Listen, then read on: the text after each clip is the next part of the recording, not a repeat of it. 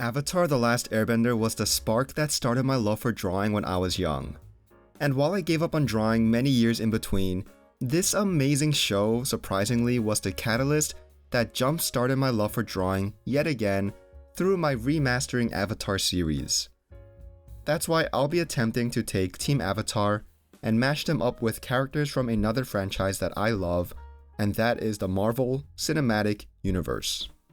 So before we get started, please leave a like on this video, subscribe if you haven't already, and most importantly, I hope you enjoy. It would make the most sense to start out with the Avatar himself, so let's do just that. There were so many characters to choose from, especially when you consider the entire roster that the MCU has. I wanted to choose a character that bears some similarities with our 112-year-old kid. And who better matches up with Aang than the first Avenger? The main reason I chose Cap to be fused with Aang isn't because they're so compatible with each other personally, but because on the other side of Aang's iceberg in the first episode was Cap. Yup, the reason I chose both characters was because they were both frozen through time for multiple decades, Aang having Cap beat by 30 more years. I wanted to add Cap's suit to Aang's character while still maintaining some integrity from the original show. This meant turning the A into an upside down arrow to match the tattoos of the airbending masters. I do realize that I didn't really have to change the A since it could probably also just stand for Aang or Avatar, but whatever. I wasn't the biggest fan of the pose I chose initially, so I do mess around with slightly different poses before finding one I was okay with. I ended up just doing the exact same pose but swapping the staff and the shields, so really didn't do much. But for the coloring, I wasn't entirely sure which way to go. I kept going back and forth in my head on whether or not I should use Cap's colors or just stick with Aang's colors, but ultimately I decided it was best to have a similar color scheme between our characters, so I stuck with the tones from the show. And here he is. He shall now be known as Captain Amerikang. This is my first ever attempt at mashing any two characters together, and I have to admit that it was a lot of fun. Sure, this result is a bit rough around the edges, and I'm not entirely sure how happy I am with the choices I made, but at the same time, I'm not that upset with how it turned out.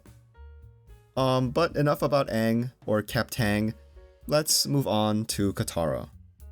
This one was a bit tricky to figure out. I contemplated on initially choosing Black Widow, but after thinking about it some more, that didn't really make too much sense. Then I thought about morphing her with Wanda, which honestly is such a cool idea, and maybe I'll do it in another time. But after some more thinking, I ultimately ended up on the idea of Ajax.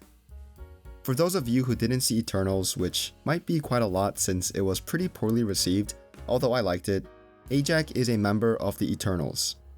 She and Katara have some similarities in the sense that they're both sort of mother figures of the group, and what I mean by that is they each make sure that every member is taken care of, in kind of like a motherly way. Another similarity is the fact that Ajax has healing powers, just like Katara. I can't forget about Katara's hair loopies since that's honestly a core part of her character. Imagine if you lost your arrow, or if Katara lost her hair loopies. And I think Aang was a pretty good warm-up attempt since I feel a bit more loose and free with the line work for Katara, so I guess that's good. The design of the Eternals outfit is also really cool, and adding in some personal Katara touches like her necklace and the Water Tribe symbol really completes the look.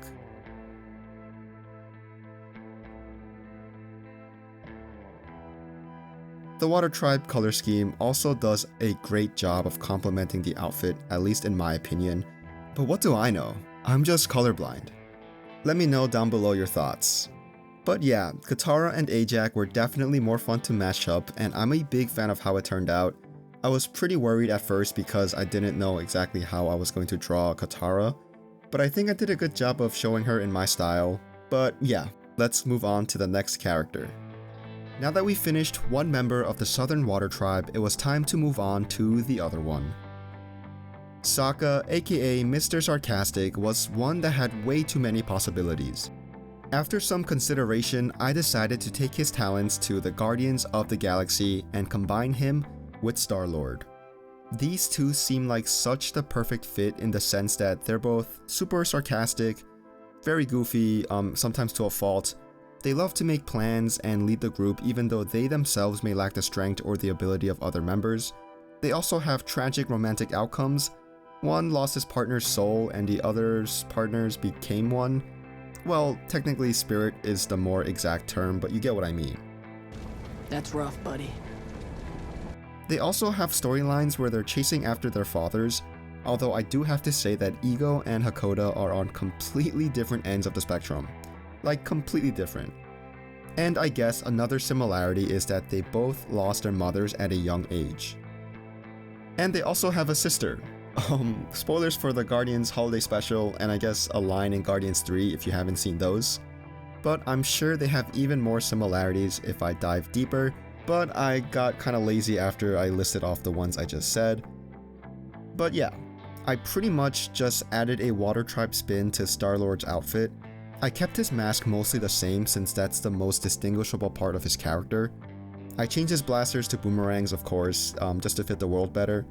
And I also made Star-Lord's jacket into more of a Water Tribe one. I did add the little fish or bear or whatever it was that Sokka was carving for Yue onto his shoulder just to complete the look. And after adding the Water Tribe colors, I'm getting some bounty hunter vibes from our meat-loving hero. I would honestly gladly watch a show with this bounty hunter Sokka hunting down members of, I don't know, the Red Lotus or something, with his trusty boomerangs. That show would honestly be a sight to behold. And speaking of sight, or I guess the lack thereof, it's time to move on to the Blind Bandit. I spent way too much time figuring out a character that will fit Toph. Sure, the easy and obvious choice is to probably go with Daredevil since they're both visually impaired, but I thought that might be a bit boring, and I also wanted to avoid doing another mask situation. Then my mind wandered to maybe Wolverine, which honestly sounds really fun, but again, the mask situation. Then I realized that space is pretty far out, so why not just stay put with the Guardians and go with Rocket Raccoon? On further thought, this seems like a pretty good pairing. After all, they're both small but very boastful, they're equally stubborn, sarcastic, blunt, they sometimes steal things through gambling, and they mainly show appreciation through some good old tough love.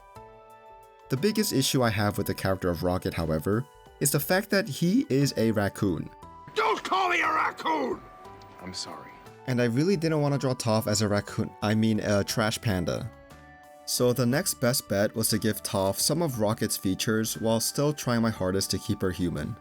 Some of the features included having messier hair to resemble whiskers on her face, replacing the headband she wears with some goggles, and then finally giving her some shoulder pads and a utility belt. In most cases, Rocket is holding a giant weapon, but in this version, Toph is going to be bending a pretty big rock. Adding color to this earthy element was a little tough at first, especially because it kinda just looked like poop initially. That was a bit rough, but luckily adding more shades and sharper edges fixed that right up. I also fixed the size of Toph's head, and here we have Toph and Rocket Raccoon as one character. This one was a bit tougher for me because I couldn't really visualize Rocket as a person, but I think I did the best that I could do. Let me know what I could have done to add on to the Rocket Raccoonness of Toph. Moving along, and we have the banished Prince Zuko and his MCU counterpart, the Winter Soldier. The obvious choice was probably going to be someone like Shang-Chi since he has an evil dad and a sister who I think is also evil. It's been a while since I saw that movie, so the ending is a bit of a blur. But while that makes sense, I felt that it would be more fun visually to draw Zuko as the Winter Soldier fused together. They also kind of do have some similarities in their story. Both characters start out as good and kind-hearted people. Unfortunately, they get turned evil through either brainwashing or through banishment and they desire to find honor. Through many battles, they find their way back to the side of the heroes. For this mashup, I didn't want to do too much with the outfit as long as Zuko was given Bucky's metal arm. I didn't know what to do with his other fleshy, boring arm, but you'll see me constantly changing it up throughout this portion of the video. The metal arm was coming along nicely and I added a little Fire Nation insignia to add some flair. Since Zuko is a firebender, it makes sense to have fire coming out of the metal arm. I didn't really know what I was doing over here, but I used some dark orange/red color and used lighter tones throughout. And then I used the overlay layer to add some glow to the arms and the clothes. After all the effort was done, it was time to debut Zuki. Wait, is that taken? Bucko. Now, I was originally planning on calling it here, but I was having so much fun with this video and I did have some time, so I decided to add one more character. The fan to Sokka's sword, we have Suki the Kyoshi warrior. Without hesitation, I knew that Suki would be perfect for Black Widow, especially during the prison break sequence where she shows off her moves to capture the warden in the Boiling Rock episode. My main issue with this mashup is trying to find some way to make Black Widow recognizable on Suki's character. I thought maybe doing the superhero landing pose would work, but I didn't really know if that was a good idea. I decided it might be best just to convert the armor that Suki has and place it onto the suit that Natasha Romanoff is wearing. Basically, I added some design elements of the Kyoshi warrior's armor onto this suit, and I also made sure to keep the headpiece that Suki wears as part of the costume. Of course, I changed out these batons to fans since we can't have a Kyoshi warrior without their trusted weapons. But yeah, this one is a quick one since it's technically a bonus. I did enjoy drawing this and I do like how it looks, but I don't really see the Black Widow-esqueness of Suki here, so maybe I just need to practice some more on these mashups. I'm gonna put all 6 characters on the screen here as I'm wrapping things up. I had a blast working on this video and I definitely felt where my art was lacking. I'm hoping to improve over time and work on more character mashup videos since this one was really fun. I could potentially do more Avatar characters since there's so many more characters to cover, not to mention I didn't even touch Momo or Appa. I am planning on doing more remasters as well, so don't worry for those of you who want to see more of that. Stay tuned. This video was also just a nice change of pace from what I'm used to. Don't forget to hit that like button if you enjoyed the video, subscribe if you want to see more from yours truly, and I hope you have a great rest of your day. Thank you so much. Goodbye.